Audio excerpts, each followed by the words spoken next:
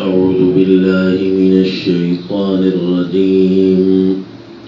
بسم الله الرحمن الرحيم. وما أرسلنا في قرية من نبي إلا أخذنا أهلها بالبأساء والضراء لعلهم يضرعون ثم بدلنا مكان السيئة الحسنة حتى عفوا وقالوا قد مس آباءنا الضراء والسراء فأخذناهم بغتة وهم لا يشعرون. وصلى الله على النبي الكريم. سورة الأعراف آیت نمبر 94. وما أرسلنا في قرية من نبي، ہم نے جو بھی نبی بھیجا کسی بستی میں تو ان بستی والوں نے نبی کی عزت اور وہ احکام بجا نہیں لائے جو کہ انہیں نبی نے عطا فرمائے، نبی نے وہاں جو بیان فرمائے. تو پھر کیا ہوا؟ اخذنا اہلہا بالبأساء والضراء، تو ہم نے بستی والوں کو تنگیوں میں اور تکلیفوں میں پکڑا. لعلہم یضرعون، تاکہ وہ گڑ گڑا کر واپس آ جائیں. یعنی جب بھی کوئی بھوک، تنگی، تکلیفیں یہ آتی ہیں تو یہ بتانے کے لیے آتی ہیں کہ تم الٹی چال چل رہے ہو. سیدھے ہو جاؤ گے تو اللہ کریم تمہیں آسانیوں سے مالا مال کریں گے.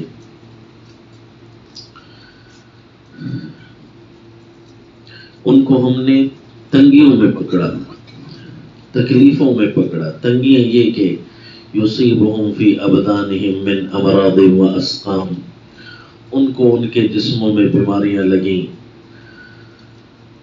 تکلیفیں آئیں، مرضیں آئیں.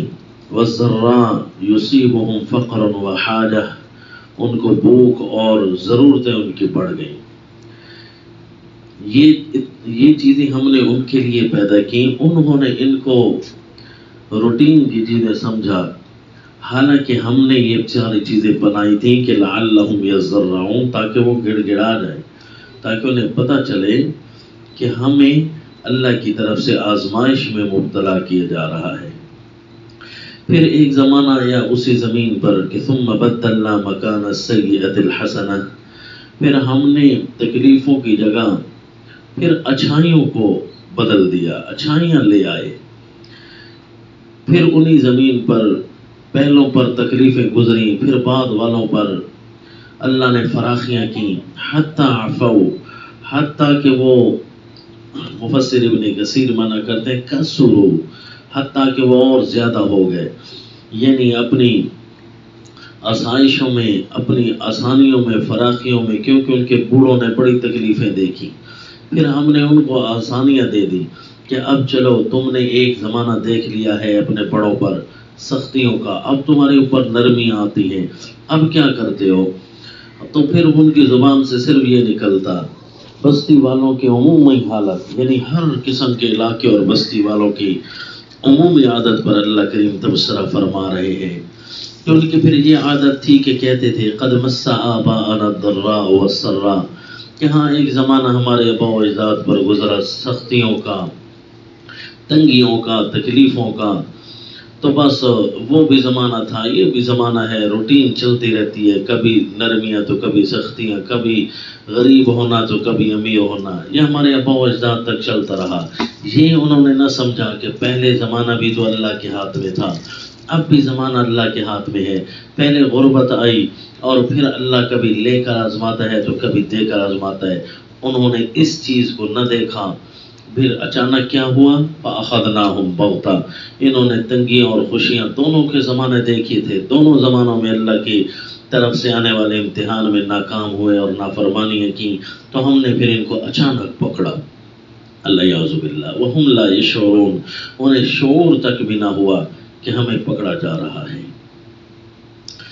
مفسر ابن کثیر رحمہ اللہ یہاں بیان فرماتے ہیں کہ یقول تعالی، اللہ کریم فرماتے ہیں ابتلاہم بہذا وہذا لیتضرعوا وینیبوا الی اللہ، کہ ہم نے ان کو آزمایا، اللہ کریم نے ان کو آزمایا، اس کو بھی اور اس کو بھی، جتنی بھی بستیوں والے تھے، لیتضرعوا وینیبوا الی اللہ، تاکہ وہ عاجزیاں دکھائیں، گڑ گڑائیں، اللہ کی طرف آئیں، اے اللہ یہ تکلیف آ گئی، یہ تکلیف آ گئی، یہ پکڑ آ گئی، لیکن اس کے باوجود بھی ہم ان کو آزماتے رہے تاکہ واپس آئیں۔ فما نجح فیہم لا ھذا ولا ھذا، نہ یہ واپس آیا نہ وہ واپس آئے، ولن تہوا بہذا ولا بہذا، نہ اس چیز سے رکے نہ اس چیز سے رکے، بلکہ اتنا کہنے لگ گئے کہ قد مسنا من البأساء والضراء، ہاں ایک زمانہ تھا کہ ہم پر بھی بڑے آزمائشیں اور تکلیفیں اور تنگیاں تھیں، ثم بعدہ من الرخاء مثل ما اصاب آباءنا فی قدیم الدہر، پھر اللہ نے ہمیں بھی، پھر ہمارے اوپر بھی فراوانی آ گئی، جس طرح کہ اس سے پہلے، بہت پہلے ہمارے آباء و اجداد پر بھی ایک زمانہ آسانیاں تو رہی تھی نا۔ انما هو الدہر تارات و تارات، یہ زمانے کے کھیل ہیں، چلتے رہتے ہیں، کوئی حرج نہیں۔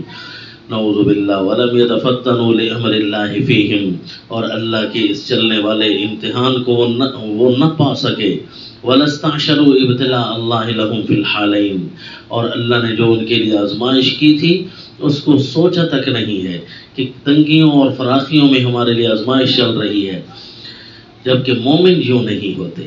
بخلاف حال المؤمنین الذین یشکرون اللہ علی السراء ویصبرون علی الضراء، اگر ان پر فراخیاں آئیں تو اللہ کی قدر اور کرنی شروع کر دیتے ہیں، شکر و قدر بڑھ جاتی ہے، احکام پر بجاوری پوری ہوتی ہے، اور اگر ان پر سختیاں آئیں تو صبر کرتے ہیں، حق بات پر ڈٹے رہتے ہیں کہ ہم اپنے اللہ کو راضی کریں گے، یہ اللہ ہم پر تکلیفیں ہٹا لیں گے، جس طرح کہ صحیح حدیث میں ہے عجبا للمؤمن لا یقضی اللہ له قضاء الا کان خیرا له، کہ مومن کیا ہی اچھا اور عمدہ آدمی ہوتا ہے، کیا تعجب والی زندگی ہے اس کی، کہ جب بھی اللہ اس کے لیے کوئی فیصلہ کرتے ہیں تو اس کے لیے ہر طرح کا فیصلہ خیر ثابت ہوتا ہے۔ وَإِنْ أَصَابَتْهُ سَرَّاءُ شَكَرَ فَكَانَ خَيْرًا لَهُ، اگر اسے کوئی فراخیاں پہنچتی ہیں تو شکر کرتا ہے تو یہ شکر اس کے لیے مفید ہو جاتا ہے۔ وَإِنْ أَصَابَتْهُ ضَرَّاءُ صَبَرَ فَكَانَ خَيْرًا لَهُ، اگر اس کو کوئی تکلیف پہنچتی ہے تو صبر کرتا ہے، یہ بھی اس کے لیے بالخیر بن جاتا ہے۔ فَالْمُؤْمِنُ مَنْ يَتَفَطَّنُ لِمَا ابْتَلَاهُ اللَّهُ بِهِ مِنَ السَّرَّاءِ وَالضَّرَّاءِ، مومن وہ ہے جو اس کو سمجھ کر رکھتا ہے کہ اللہ نے جتنے بھی فراخیاں اور تکلیفیں دی ہیں سب کا سب امتحان ہے، یہ سمجھ کر رکھتا ہے، کوئی چال اس کی غلط نہیں ہوتی۔ جبکہ منافق اس کو وہ زمین کے اوپر چلنے والی ہر آزمائش اور تکلیف اور فراوانی کو وہ اپنے لیے صرف زمانے کا کھیل سمجھتا ہے، وہ کہتا ہے یہ روٹین کی چیزیں ہیں۔ لا يزال البلاء بالمؤمن حتى يخرج نقيا من ذنوبه، مومن کے لیے آزمائش رہتی ہے حتیٰ کہ اپنے گناہوں سے بالکل صاف ہو کر نکلتا ہے۔ اس کا مطلب اگر مومن گناہ کرنا چھوڑ دے تو اللہ اس کو فراوانی ہی فراوانی عطا کرے گا، اس لیے کہ قرآن میں وَلَوْ أَنَّهُمْ أَقَامُوا التَّوْرَاةَ وَالْإِنْجِيلَ وَمَا أُنزِلَ إِلَيْهِمْ مِنْ رَبِّهِمْ لَأَكَلُوا مِنْ فَوْقِهِمْ، اگر یہ تورات والے تورات کو، انجیل والے انجیل کو، اور جو کچھ بھی اللہ کی طرف سے نازل ہونے والا ہے اس کو اگر پورا اپنے اوپر قائم کرتے تو اللہ ان کو اتنا کھلاتا، ان کے آسمان سے بھی آتا اور ان کی زمین بھی ان کے لیے خزانے اگلتی۔ والمنافق مثلہ کمثل الحمار، منافق کی مثال تو گدھے کی طرح ہے، نعوذ باللہ، لا یدری فیما ربطہ اہلہ ولا فیما ارسلوہ، اسے یہ نہیں پتا ہوتا کہ اس کے گھر والوں نے باندھ کیوں رکھا ہے، اس کو اس کے لانے والوں نے چھوڑ کیوں رکھا ہے، اس کو کچھ نہیں پتا چلتا۔ تو پھر یہ زمانے کے کھیل اور روٹین سمجھتے رہتے ہیں، تو کسی بھی اتار چڑھاؤ کے اور اللہ کی آزمائش نہیں سمجھتے، پھر کیا ہوتا ہے جی فَأَخَذْنَاهُمْ بَغْتَةً وَهُمْ لَا يَشْعُرُونَ، اللہ ان کو اچانک ایسے پکڑتے ہیں کہ انہیں شعور تک نہیں ہوتا۔ صحیح مسلم کی روایت ہے، سیدنا ابو مالک الاشعری رضی اللہ عنہ فرماتے ہیں اللہ کے نبی صلی اللہ علیہ وسلم نے فرمایا الطہور شطر الایمان، یاد رکھنا پاکی یہ ایمان کا حصہ ہے، پاک صاف شفاف رہنا یہ ایمان کا حصہ ہے۔ والحمدللہ تملأ المیزان، اور الحمدللہ یہ میزان اور ترازو کو بھر دے گا، یعنی الحمدللہ کہنا اور الحمدللہ کو بیان کرنا کہ الہ بننے والی ساری خوبی اللہ کے لیے۔ وسبحان اللہ والحمدللہ تملأان او تملأ ما بین السماوات والارض، اور سبحان اللہ اور الحمدللہ اتنے بڑے کلمات ہیں اللہ کے حضور، توحید کتنے بڑے بول ہیں کہ آسمان و زمین کے درمیان سب خلاؤں کو بھر دیتے ہیں۔ والصلاۃ نور، نماز ایک روشنی ہے، والصدقۃ برہان، اور صدقہ ایک دلیل ہے، والصبر ضیاء، اور آزمائشوں پر صبر کرنا اور حق بات پر ڈٹ کر رہنا یہ تمہارے لیے روشنی کر کے دکھائے گی۔ والقرآن حجۃ لک وعلیک، اور یہ یاد رکھنا روزانہ چلتا ہے قرآن یا تیرے حق میں دلیل بن رہا ہوتا ہے یا تیرے خلاف دلیل بنے گا، نعوذ باللہ۔ وکل الناس یغدو، ہر لوگ چل رہے ہیں، فبائع النفس، ہر بندہ اپنے آپ کو بیچ رہا ہے، اپنے آپ کو زمانے کے حوالے کر رہا ہے، گھڑیاں چل رہی ہیں، فمعتقھا او موبقھا، یا اس کو آزاد کر دے گا یا کہیں نہ کہیں کسی گھاٹی میں اپنے آپ کو تباہ کر دے گا۔ العیاذ باللہ، وما علینا الا اللہ۔